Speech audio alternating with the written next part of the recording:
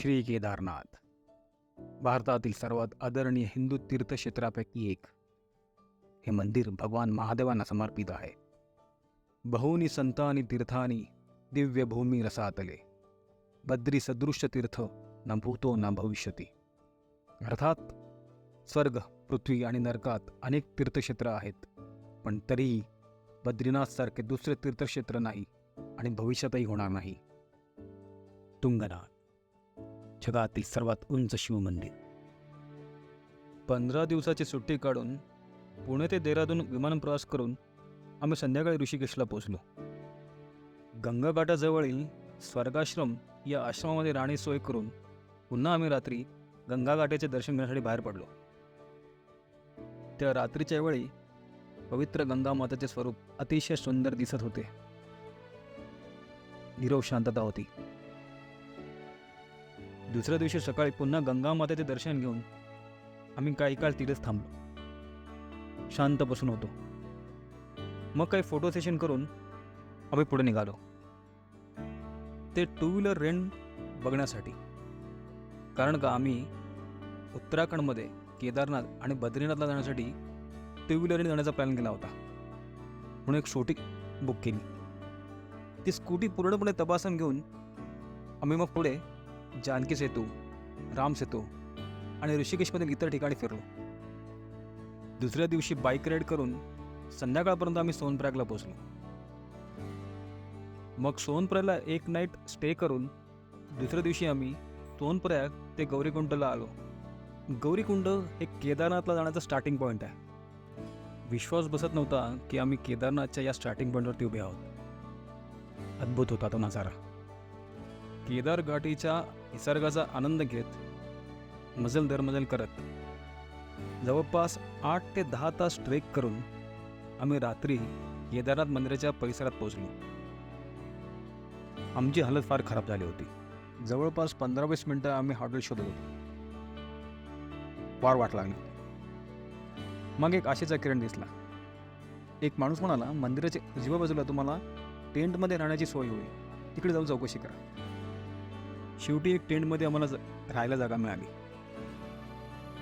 टेंटमध्ये कशीबशी रात्र काढून आम्ही सकाळी 8 वाजता उठलो. सकाळी उठल्यावर कळले की मंदिर दुपारी 12 वाजेपर्यंत बंद असणार आहे.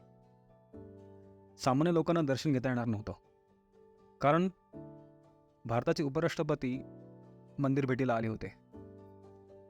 मग काय, अजून एक रात्र स्टे करण्याचा निर्णय घेऊन आम्ही एक स्टेसाठी रूम बुक केली, सामान ठेवले, पुन्हा थोडं आवरलं आणि 11:30च्या सुमारास दर्शनासाठी रांगेत उभे राहिलो. पण महादेव आज बहुतेक परीक्षा घेण्याच्याच मूडमध्ये होते. जवळपास 3.5 तास रांगेमध्ये उभे राहून मंदिराच्या जवळ येताच 3 वाजता मंदिर बंद झाले. ते महादेवांची शृंगार पूजा करण्यासाठी मंदिर 5 वाजता ओपन होते. फायनली ज्यासाठी इतक्या लांबून आलो होतो, इतक्या वर्षांची वाट पाहिली, इतका लांबचा प्रवास केला, 22 किलोमीटरचा ट्रेक केला, तो क्षण होता. त्या महादेवाचं दर्शन, त्या अद्भुत शक्तीचं दर्शन, ती अद्भुत ऊर्जा होती. मन दाटून आलं होतं. फार फार शांत वाटत. महादेवांचे बोलणे होते तेव्हाच तुमचे दर्शन होते. महादेवांचीच कृपा. अजून एक रात्र स्टे केल्यानंतर दुसऱ्या दिवशी आम्ही श्री भैरवनाथ बाबांचे दर्शन घेण्यासाठी पुन्हा एकदा 500 मीटरचा ट्रेक केला. म्हणतात की हे भैरव बाबा या केदार घाटीचं रक्षण करतात. तुमची यात्रा तेव्हाच पूर्ण होते जेव्हा तुम्ही श्री भैरवबाबांचे दर्शन घेता. भैरवबाबांच्या मंदिराचा आसपासचा नजारा अप्रतिम अद्भुत होता. त्या अद्भुत नजारांचा आनंद घेत काही फोटोशूट करत आम्ही पुन्हा खाली आलो. ते आद्य श्री शंकराचार्यांच्या समाधीजवळ.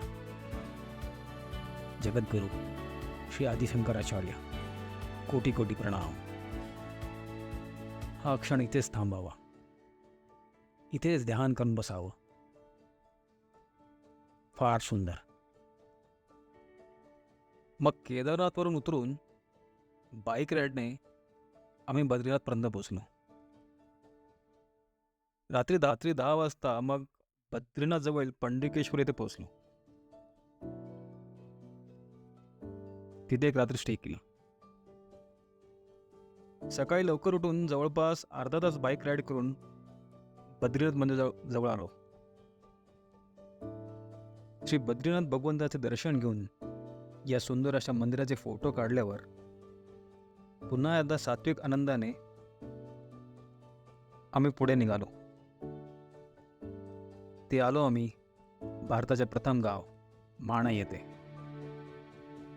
इथे आहे व्यासजींची गुफा, आपल्या गणपती बाप्पांची गुफा. इथे व्यासमुनींनी महान अशा ग्रंथांची रचना केली. इथेच पुढे सरस्वती नदीचा उगम आहे. इथून महान पांडवांनी स्वर्गारोहण केले. इथेच आहे भीम पूल आणि इथेच आहे भारतातील प्रथम चहाचे दुकान. गरमागरम चहाचा आनंद घेत पुन्हा एकदा बाईक राईड घेऊन आम्ही आलो आमच्या तिसऱ्या ठिकाणी, ते म्हणजे जगातील सर्वात उंच शिवमंदिर तुंगनाथ. पुन्हा 8 किलोमीटरचा पायी ट्रेक करत आम्ही तुंगनाथ बाबांचे दर्शन घेतले. पण मनात एक खंत ठेवून होती, कारण आम्हाला पुढे चंद्रशिलेला जाता नाही आलं वेळेअभावी. पण मनात एक निश्चय केला, परत जेव्हा उत्तराखंडमध्ये येणार तेव्हा सर्वप्रथम चंद्रशिलेलाच येणार. तुंगनाथचा ट्रेक करून पुन्हा एकदा आम्ही ऋषिकेशमध्ये येऊन आलो. या जागेमध्ये वेगळीच एक ओढ आहे, एक सात्विक आनंद आहे, वेगळीच एक ऊर्जा आहे. इथे कायमच राहणारे लोक फार भाग्यवान आहेत, कारण या लोकांना नेहमीच या पवित्र गंगा मातेचं दर्शन होत असते. आम्ही सुद्धा मग या गंगा मातेला नमन करून त्रिवेणी घाटावरील या सुंदर गंगा आरतीचा आनंद घेतला. आम्ही पाहिलेली सर्वात सुंदर गंगा आरती. सगळ्या साऱ्या आठवणी एक एक मनात साठवून पुन्हा एकदा मनाशी ठरवलं की प्रत्येक वर्षी ऋषिकेशमध्ये येणार, नक्की येणार. तुम्ही हा इथपर्यंत व्हिडिओ पाहिला, मनापासून तुमचे आभार. माझा एक हा प्रामाणिक प्रयत्न तुमच्या मनाला भावला असेल तर तुमचे प्रेम, तुमची प्रतिक्रिया या कमेंट बॉक्समध्ये नक्की कळवा.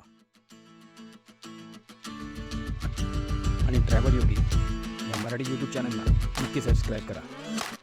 धन्यवाद.